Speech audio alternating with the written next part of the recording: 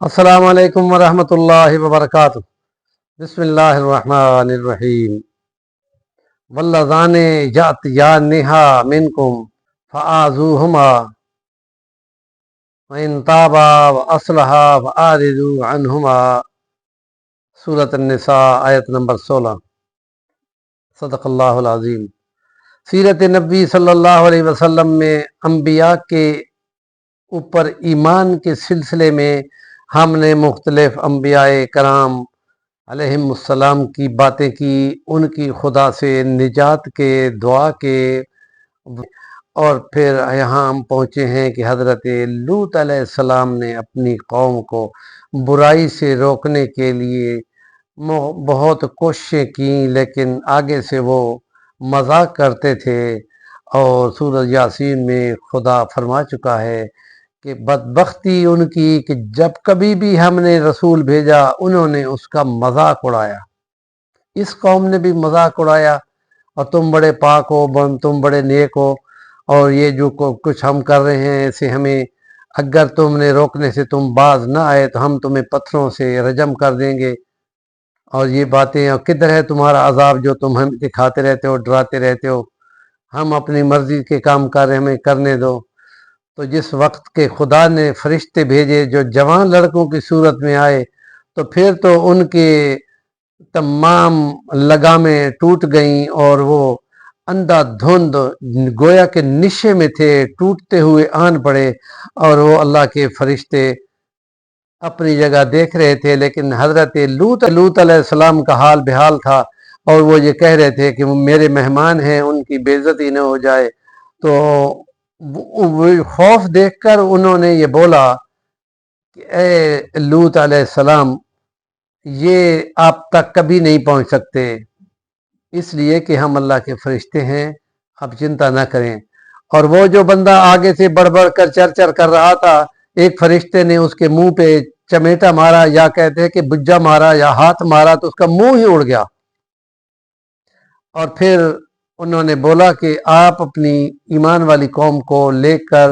نکلیں، اور پیچھے مڑ کے بھی بات دیکھنے، کیونکہ ہم نے ان پر اس دھمکی کا کہ رجم کر دیں گے، اب اللہ نے ان کو رجم کرنا ہے۔ آسمان سے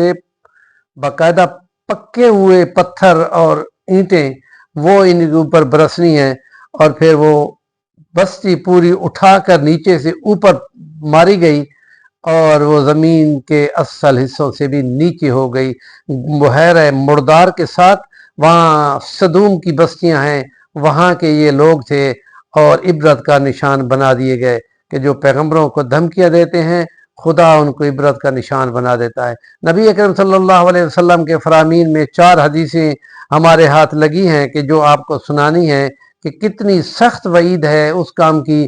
جس کے پیچھے آج کی پوری دنیا لگی کھڑی ہے، کہ 2 مرد آپس میں بدکاری کریں یا 2 عورتیں آپس میں بدکاری کریں، اور وہ یہ بے حیائی کا عمل کرتے ہوئے اللہ تعالیٰ یہ فرماتا ہے کہ وہ لوگ جو مومنوں میں بے حیائی کی بات کا فروغ چاہتے ہیں، ہم دنیا میں بھی اور آخرت میں بھی ان کو ذلیل اور رسوا ضرور کریں گے۔ ان الذين يريدون ان تشيع الفاحشة في الذين آمنوا لهم عذاب علیم فی الدنیا والآخرہ۔ یہ باقاعدہ اللہ نے اپنا کلام بتا دیا۔ نبی کریم صلی اللہ علیہ وسلم کی حدیث میں آپ کو سناتا ہوں، وہ ذرا سن لیں، کتنی سخت وارننگ ہے۔ اور اس میں حضرت عبداللہ ابن عباس کی مسند احمد میں 1878 نمبر حدیث ہے، آپ نے فرمایا ملعون من عمل عمل قوم لوط، ملعون من عمل عمل قوم لوط، ملعون من عمل عمل قوم لوط، 3 دفعہ فرمانا، یہ گویا بڑی سخت وارننگ ہے، اور لانتی کہہ دیا ہو ایسی قوم کو جو حق سے دور ہو جائے، جنت سے دور ہو جائے، خدا کی رحمت سے دور پھینک دی جائے، اس کو ملعون کہتے ہیں۔ اور دوسری حضرت ابو ہریرہ کی مسند 83 میں 535 نمبر حدیث ہے، اس کو دیکھو کہ لعن اللہ من عمل عمل قوم لوط، اللہ نے لعنت کر دی ہے جو قوم لوط والے جنسی بے راہ روی ہومو سیکسیالوجی پہ عمل کرتا ہو۔ تیسرے نمبر حدیث ہے جابر بن عبداللہ رضی اللہ عنہ کی، اور ترمذی شریف کی روایت میں 137 نمبر حوالہ ہے، اور یہ فرماتے ہیں کہ ان اخوف ما اخاف علی امتی عمل قوم لوط، مجھے سب سے زیادہ خوف اس معاملے کا ہے کہ جو قوم لوط کا عمل کیا جاتا تھا، مجھے اس کا زیادہ ڈر ہے۔ اور 4 نمبر حدیث جو مبارکہ ہے حدود و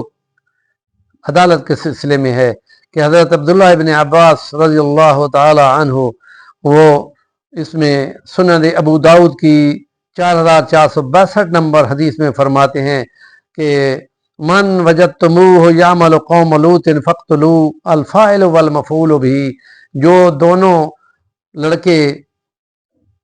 فاعل ہو یا مفعول ہو تم ان کو پالو تو ان دونوں کو قتل کر دو۔ حضرت علی کے فرمان کی روح سے یہ ہے کہ اس کو اونچی جگہ سے نیچے گراؤ اور پتھر مارو، رجم کر دو۔ یا ایک دوسری روایت میں حضرت علی کا اب اقضاہم علی، فیصلے تو علی کے ہیں، یہ یوں آتا ہے کہ جو نبی پاک نے ان کے سینے پہ ہاتھ رکھا اور ان کو تعلیم دی، جب یمن میں بھیجا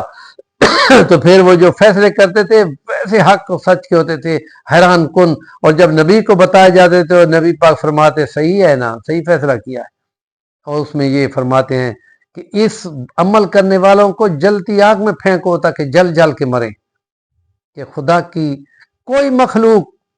جو جوڑا جوڑا جنسی عمل میں اپنے بچے پیدا کرتے ہیں، اس سے ہٹ کر یہ جو 2 مردوں کا اپنا جنسی عمل، 2 عورتوں کا آپس کا جنسی عمل وہ کرتے ہوں، ملعون ہیں، اور یہ اس قابل ہیں کہ ان کو عبرت کا نشان بنا دیا جائے۔ دنیا آج اسی کام کے پیچھے لگ گئی ہے اور ان کے ملک کی عدالتیں اس کو اجازت دے رہی ہے۔ کتنا ملعون والا کام ہے۔ ہمارے چینل کا نام ہے سفی الوانی، ضرور سبسکرائب کریں